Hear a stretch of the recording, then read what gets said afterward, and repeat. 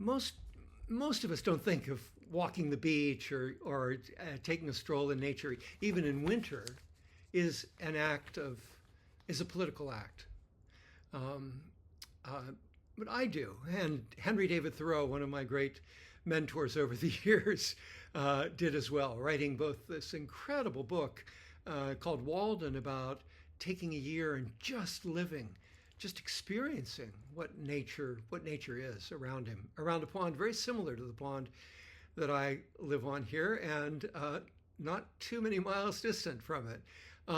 He wrote both that book and he wrote a book called Civil Disobedience, which was, which just shows how he thought of the world in terms of, engagement with civilization. He influenced tremendously Martin Luther King, Gandhi, Tolstoy, many of the great pacifist protesters over the years, and he influenced me. And this is a poem probably closest to Thoreau's work or Thoreau's thinking. Although I didn't think of that when I wrote it, but I did include it in a book that I wrote about civilization, A Golden Civilization, and there I titled it "Media," knowing that the truth in media is one of the issues that we have and are greatly concerned about. So there's a way in which being in nature, walking on the beach as you do, and really listening there, not just gabbing or gabbing in your own head, but it can be thought of as the most profound political act, as an act of great environmentalism, the most profound political act because it connects us deeply with who we are as a human being, as a species, and therefore who we are meant to be as a civilization. So for me, it is certainly, and I'm sure it's for many of you, it's something that grounds me and keeps me on the path I feel that I'm meant to be on in my life.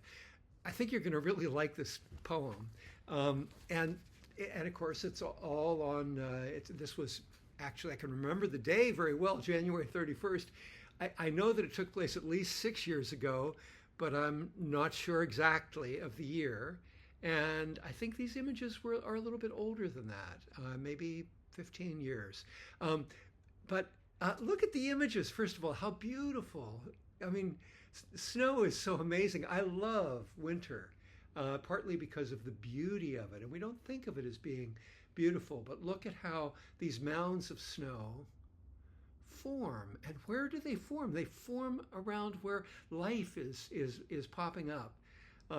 So this was an amazing series of days that happened.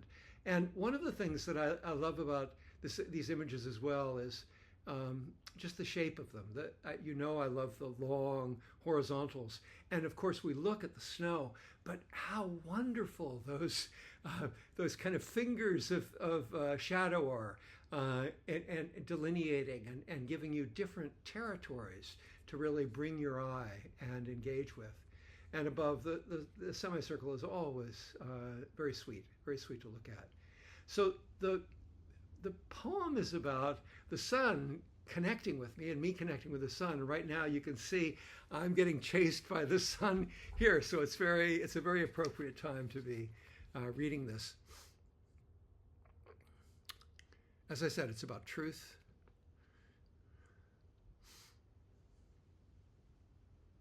A blade of golden light streams across the ice with perfect aim.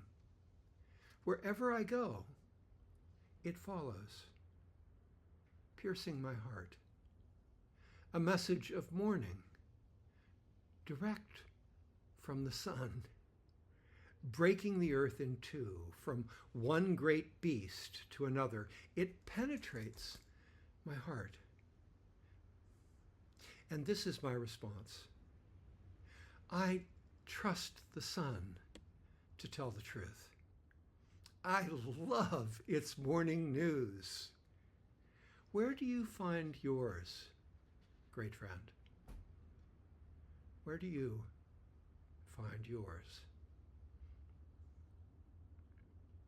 And in this era of conspiracy theories and fake news, false news, propaganda, that's a powerful statement at the end, and a powerful contrast, and why being in nature and really listening to it and letting it penetrate your heart is a profound political act. It connects you with the truth that we're meant to live by in a way and then act from.